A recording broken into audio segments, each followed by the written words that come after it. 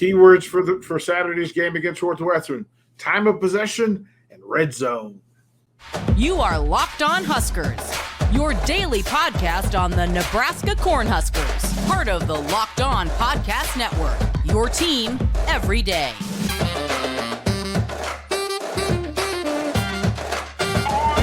Let's get it, let's get it, let's get it. Thank you for making Locked On Huskers your first watch and listen each and every single day. I'm DP. Thank you for hanging out with me.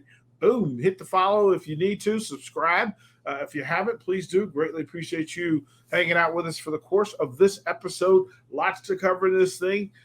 We need to measure up these defenses so we can see what it is. Northwestern's defense versus Nebraska's defense. What do the numbers tell us? But first, Mark Onweiler, if you would please, let them know about PrizePicks. Thank you, DP. This episode of Locked On Huskers is brought to you by PrizePicks. PrizePicks is the largest independently owned daily fantasy sports platform in North America.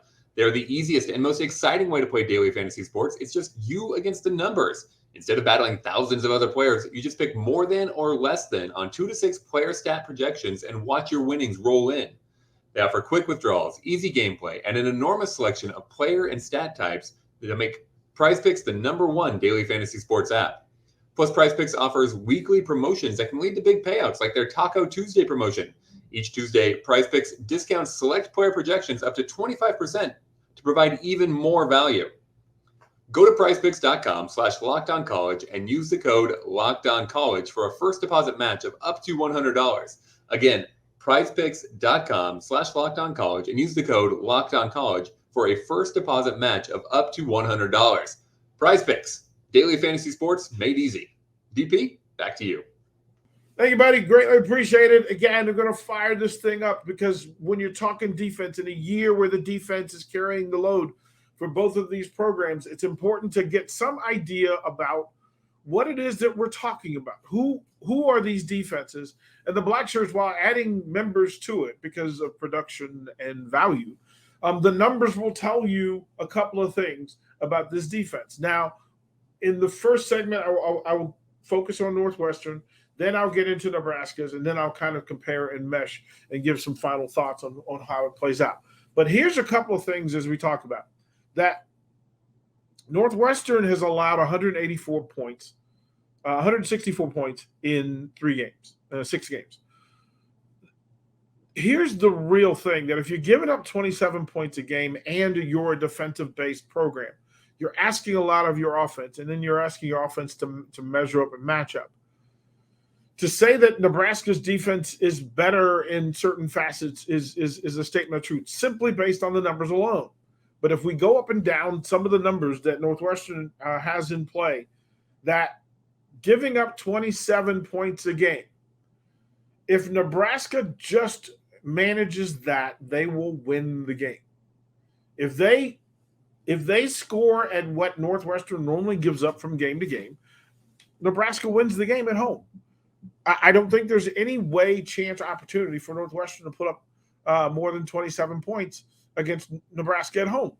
But these are the numbers. Now, when you go up and down the scale, from a rushing standpoint, that Northwestern, to say that they have leaks is a statement of truth, which is different for Northwestern because we're familiar with and comfortable with the Pat Fitzgerald Northwestern defense. This is a different group under different leadership. And what we found is, in giving up 115 first downs over the course of 6 games, 55 and 55, they've given up 55 rushing first downs. They've also given up 55 passing first downs. What they don't do is make physical mistakes. They don't jump off sides. They don't hold in the passing game. They don't take extra shots at the quarterback. They don't get into extra hitting on the sidelines. They're disciplined, but they're not as talented as they normally are. And the 55 running first downs that jump out at me makes you look at the rushing number. That this team has given up over 1,100 yards rushing in 6 games. And that's the net. Like, that's the net. You're talking about at 4.5 yards a carry. this is what teams have done against Northwestern. 15 rushing touchdowns against Northwestern. Now, some of that is down distance, some of that is scheme, but a lot of it, all of it is consistent. That net over 1,000 yards in 6 games. That's just a lot. 236 carries, 1,140 yards at 4.5 a clip. If you're Nebraska and running is your forte, running is how you butter your bread, it's how the corn gets made. Like, this is what we're talking about, and it's an opportunity that Nebraska, if they're planning this thing and they watch the same film that I watch, there's some things that are in play that they know that they can do against Northwestern. Why? Because a less talented Howard University Bison football team ran at will in the second, third, and fourth quarters against Northwestern. And how they did it is pretty impressive, because they could have taken the difficult route. They could have said, you know what, we're going to flex this thing, we're going to show different things. But they were really good at quick hits in the passing game, which moved linebackers and edge setters outside of the hash marks and allowed Howard to run in between them. Howard they've got some decent blockers up front. I don't think they're Nebraska good. The running back, he's pretty exceptional. I mean, he went for 3 figures. But what he's able to do is to get behind his line and run behind his pads. So running behind the line, behind the pads. Northwestern didn't have the bulk up front or the willingness to simply get in a slugfest with Howard University up front. And then Howard did another thing against Northwestern, where they spread them out defensively and then ran tight ends and wing backs underneath the linebackers into open spaces. And Northwestern I don't know if it was scouting, I don't know what it was, but there was a lot of space with the running backs and tight ends simply allowing Northwestern linebackers to flow out of coverage, out of area, and then hitting them with quick, easy throws through open windows. That is a thing that Nebraska could do. They have the personnel. We had the conversations about what Billy Kemp, and they wanted to get him more touches and more involved. Well, this is a great week for it, because Northwestern's linebackers sometimes get they get peaky and they start watching the game rather than playing the game. The discipline part that they put in play sometimes puts them in a reactive force than a proactive force, and Northwestern defenses aren't built that way. Now, they also took advantage that when they went big and Northwestern put their 5 bigs up in up front, which they can do. They would flex from the 3 to a 5, especially in short yardage. Howard University still managed to outnumber them at the point of attack and push the big bodies around. And if that can happen for Howard University, then Nebraska has the ways and means with the interior blockers that they have to be able to move Northwestern's bigs around. When it's just their usual alignment, Nebraska should be able to move them around.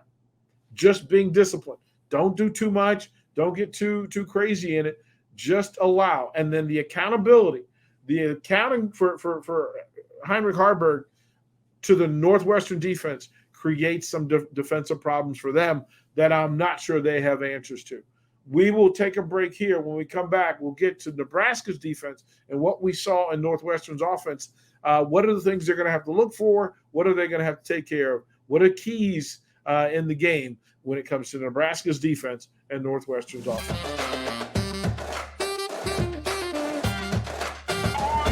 Hey, gang, welcome back. DP here. Thank you for hanging out with us on Locked On Huskers. Your Huskers every day. That's what we're doing. We're going to run this through. And as the show says, there's a lot of comparing of defenses today. That's what this episode is about. But first, Mark Onweiler, would you please let them know about Jase Medical? Thank you, DP. This episode of Locked On Huskers is brought to you by Jase Medical. In today's world, there's a lot of uncertainty, and it's important for you to be prepared. Whether it's political unrest, fires, hurricanes, tornadoes, earthquakes, all these things can combine to lead to supply chain shortages for medications or the complete inability to get medications at all in a timely manner. That's where Jase Case comes in. The Jase Case is a personalized emergency medication kit that contains 5 essential antibiotics that treat the most common and deadly bacterial infections. You can also customize your case and add additional life-saving medications based on your unique needs. Just choose the medications that best fit you and your family's needs. Jase is continually working to expand their medication offerings. In those recent efforts, they added ivermectin as an option in the Jase Case. Plus, you can get gift cards. Buy a gift card for your family or your loved ones so that they can get a Jase Case of their own. Go to jasemedical.com and enter the code LOCKEDON at checkout for a $20 discount on your order. That's promo code LOCKEDON, all one word, at jasemedical.com. DP, back to you. Thank you, buddy. Appreciate it. There's so much in play when you're talking about Northwestern. And offensively, what they want to do is go 6 across the front with the tight end. Sometimes they'll add the 7th tight end. And what they want to do is to just lull Nebraska's defense to sleep. Why? Because they can put Cam Johnson out there in man coverage. If you get Nebraska's safeties to constantly commit, now they'll hold a tight end, they'll run him. So what they run is a route with the tight end in the slot or a slot receiver. They will take the outside receiver, run him vertical. That'll chase the corner out of that space. If the safety is in too high, then he stays in that outer half. But it's tough for him to get to whatever tight end or receiver is in the slot when he breaks it to the sideline and then gets vertical. That is a thing that Northwestern does. They run it extremely well. They're very patient in how they do it, and they're really good about how they block it. Again, I don't think that this is the best passing offense, but this is a better than advertised pass offense. In the run game, Northwestern wants to use their quarterback to run. Now, Nebraska's linebackers in this 3-3-5, what they've done exceptionally over the course of the year is to sit on quarterbacks and keep them from beating them in the run game. Here's where the numbers play out. That there have been 101 run attempts against Nebraska's defense. 101. The net yardage, the net positive yardage so far through 6 games is 185 yards.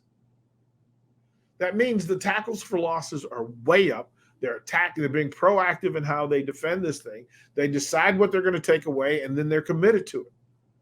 There have been 311-yard gain. We know what Michigan did. That's the bulk of the rushing yardage that sits in the column against Nebraska. But even with that, Nebraska has put together 126 yards in tackles for loss. That means they're putting playmaking defensive players in spots where they fill gaps and they get to attack the line of scrimmage. And that's important because that puts you that for a team that only averages 3 yards a carry in their net for Northwestern, the 1.8 yards that Nebraska is giving up almost tells you that I don't think that Northwestern can run the ball against Nebraska with some consistency or will run the ball well against Nebraska in its consistency. The one X factor is the same thing for both teams. When the quarterback pulls the ball down and decides to make yardage with their feet, Nebraska's better at it against Northwestern's defense, who's less at it than Nebraska and Nebraska's defense against Northwestern in its run game. All fair, all things in play. What Nebraska gives up, it gives up 6 yards a pass attempt. They've given up 5 touchdowns. That's not a lot, especially when you're talking about 166 pass attempts against them. 5 touchdowns, 6 yards a pop. That's 250 yards a game. And sometimes in some of those games, there were games where teams just threw the ball against Nebraska because they couldn't run it. So 250 yards of passing offense, and Northwestern has a passing game. They actually do. It's a little different than what's been put in play.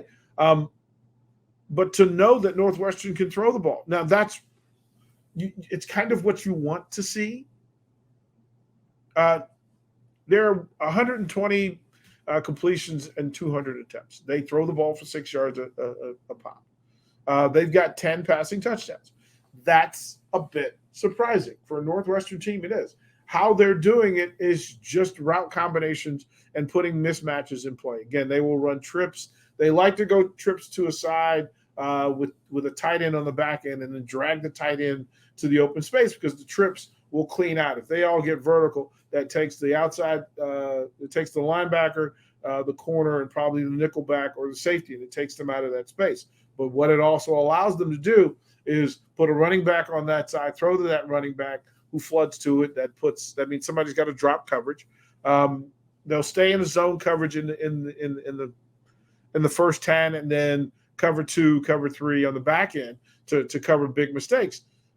That's what they want you to do so that they can make the consistent short throws to its playmakers out on the outside. Great ball fake, great ball handling from Northwestern. The tight ends have good hands. The receivers, again, not exactly burners, but they can get vertical because it's set up that way for them to do so, for them to be able to just occupy defenders in the secondary and then throw into space. What's required is that you get pressure. And the rule, remember this rule as you watch Saturday's game. If Nebraska's bringing pressure, wherever that pressure is going to come from, Northwestern is coached, trained, and highly repped at throwing at that pressure. So wherever it comes from, if it comes from a backer, then that means there's a space that somebody else has to cover more of. Northwestern will get somebody into that space and then make that a throw that they will accept. They also want to lull safeties in to run press and then getting behind them because they were peeking in the backfield and trying to figure things out. All things that Nebraska can do because Nebraska is going to take this defense out of a comfort zone. Nebraska is going to force them to take one other defender out of its normal coverage just to spy Heinrich Haarberg. And while that is good in theory, Nebraska fans know that with his size and speed, it makes it difficult. And you have to be particular about who you send to spy him because you can't send a 180-pound nickelback at him at the hash mark because Haarberg will run over him. If you send a big backer, then Haarberg can run away from him. And they don't want, in theory, they do not want to defend Heinrich Haarberg in the run game. They can plan for that. What they can't plan for is defending Haarberg in the passing game, and he pulls it down and runs with it. That is where Northwestern is vulnerable. There'll be some opportunity. There are a lot of numbers in play, but the real thing for me is if you understand that Haarberg, in choosing to not make mistakes, don't throw the ball into tight coverage. Just be willing to throw it away and get back to the huddle and reset, or get to the sideline and let your kicker handle his business. A lot of this will come down to decision making and which quarterback against pressure makes the best decisions. The team that keeps the ball the longest, not turning it over, that gets the most offensive plays, being consistent and patient, will have the most success on Saturday. We'll go into a little bit more detail about what I think the numbers are going to be. And then I do want to highlight a thing that's going on in Lincoln, Nebraska this weekend. We'll talk about it as well when we come back to Locked On.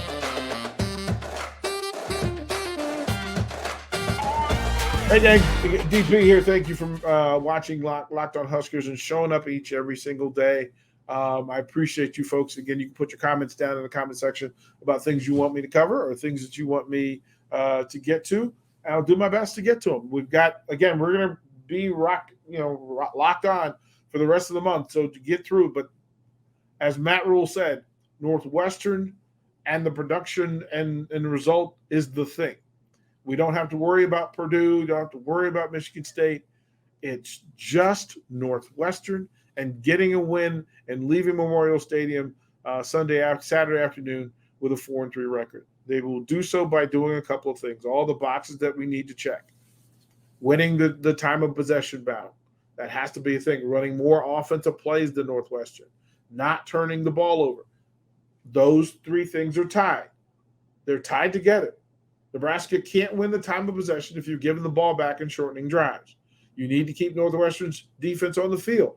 That's how they get worn down. Howard did an exceptional job. They actually outscored Northwestern in the second half 2 weeks ago. It is also a bye week for them. They also come in at 3-3. There are certain things that even out, but I think the home field advantage and the concept that Harburg can hurt Nebraska running the ball from the passing game by forcing them into pass coverage, but then pulling the ball down and beating them. And then in the option game, him making good decisions with the ball. Listen, keep the penalties to a minimum. Penalties are panic plays. That means that you got in a situation and instead of doing what you were coached and honoring what if this, then that, then you panic and do a thing that takes you out of the comfort zone. It's against your athletic arrogance, and it shows up on film. And it takes you out of the system that Nebraska is going to work from. Whatever defense gets the most penalties by the offense, get the most turnovers, they will have the most success on Saturday at Memorial Stadium. I think that's a fair thing to say. I asked a question on the radio show earlier this week, and I'll ask it to you folks here. It's a big day for Nebraska football, an opportunity to get above 500 in the second half of the season. Makes you a contender for a bowl game, makes you a contender for the Big Ten West, all by putting yourself in the position by beating a team that technically you should beat anyway. But there's a big day in Lincoln because not only is there a 2:30 kickoff for Huskers and Northwestern in football, but right down the road at the Devaney Center, number 1 Wisconsin and number 2 Nebraska in women's volleyball will take place, sold out. The ticket scalpers are having a day. I think the cheapest lower bowl, there are upper bowl tickets that are going for $400 and above.